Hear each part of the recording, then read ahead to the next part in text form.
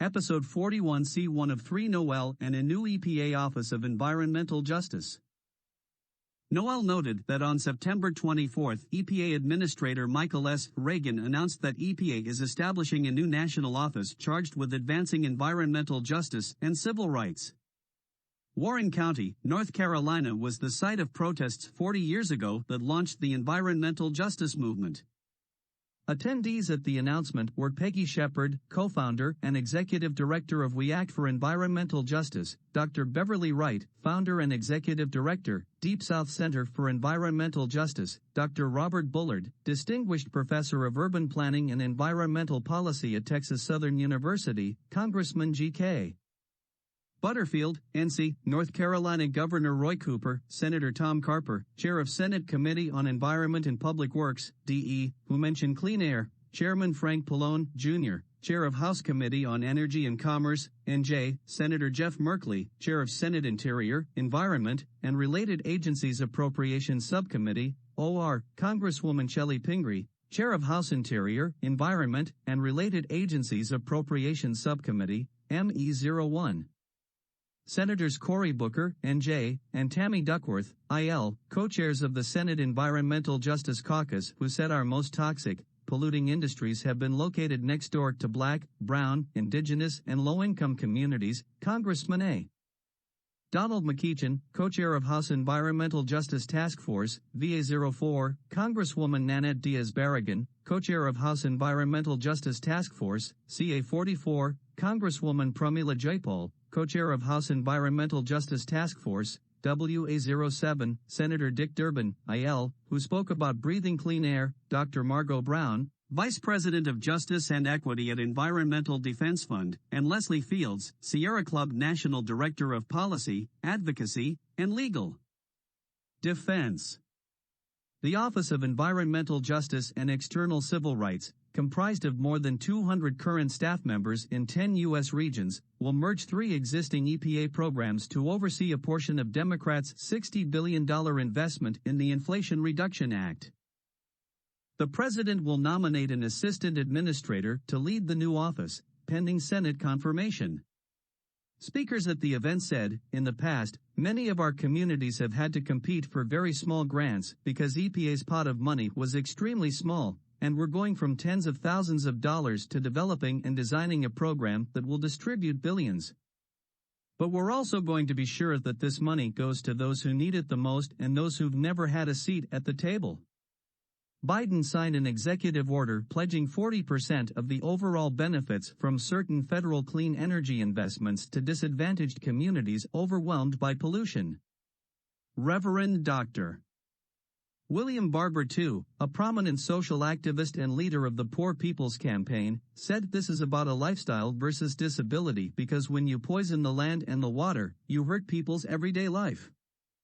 Phenomenal, Dolly Burwell said of the prospect that such issues will become a cornerstone of an agency that for decades did not prioritize, or even always fully acknowledge, the nation's persistent environmental inequities. The formation of an Office of Environmental Justice and External Civil Rights will have hundreds of staff members, placing the new office on par with the EPA's other core programs, such as those that oversee the nation's air and water regulations. The program will infuse equity, civil rights, and environmental justice into the Environmental Protection Office, EPA. I can't tell you how much time we spent debating whether environmental justice, or environmental injustice, was a real thing, said a veteran activist for affected communities. The program will become a part of the institutional fabric of EPA, she said. It's going to take a hell of a lot to try to unravel that going forward. The government will invest in low-income and minority communities that have traditionally borne the brunt of pollution. The program will update aging drinking water infrastructure, cap leaking oil and gas wells, and clean up toxic pollution sites located near disadvantaged communities. The program will increase air quality monitoring near schools and vulnerable neighborhoods. Environmental racism. Dolly Burwell, who was arrested at the Warren County dump in 1982, was at the ceremony. The program will combine 3 smaller mid-level offices of environmental justice, civil rights, and conflict prevention and resolution. It will elevate environmental justice, the idea that all people have an equal right to protection from environmental and health hazards. Along with the 25-member White House Environmental Justice Advisory Council, the program will ensure disadvantaged communities receive 40% of the benefits from federal investment in clean air. This will be an Office of Environmental Justice, charged with investigating and prosecuting violations of environmental laws. Mary noted that the focus of residents against wood smoke emission particulates, ROSEP, is on the health effects to near neighbors of living next to residential wood burning, in those hyper-localized areas where the source of particulate pollution, PM2.5, is concentrated. PM2.5, particulate matter of 2.5 micrometer size, is the perfect size to infiltrate the human lung, causing a cascade of human health problems. Wood smoke consists of 90% PM2.5. Residential PM2.5 monitors can be purchased by neighbors from Purple Air for less than $300, and their locations are put on the online Purple Air map, along with data uploaded every 10 minutes, available to the general public, and of course, to governmental authorities. Neighbors of residential wood burners would like their Purple Air PM2.5 monitor data to be used to regulate and shut down residential wood burning detected at neighbors' fence lines that exceeds the World Health Organization, WHO, standards of 5 micrograms per meter cubed or future U.S. standards of 8 micrograms per meter cubed.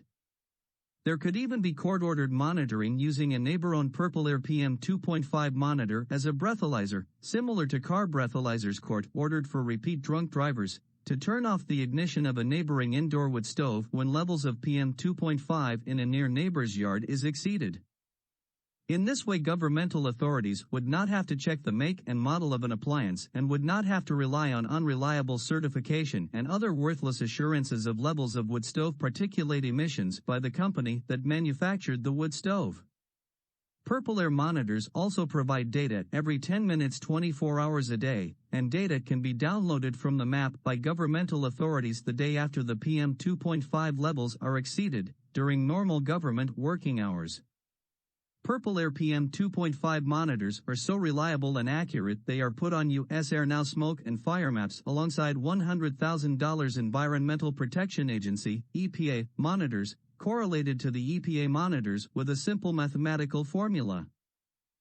But to publicize this, it is necessary to point out that living hyper-localized next to a residential wood burner is essentially the same as living hyper-localized next to any kind of PM2.5 emitting wood burning appliance, next to a PM2.5 emitting wood burning wildfire or next to a PM2.5 emitting industrial biomass, wood, burning facility.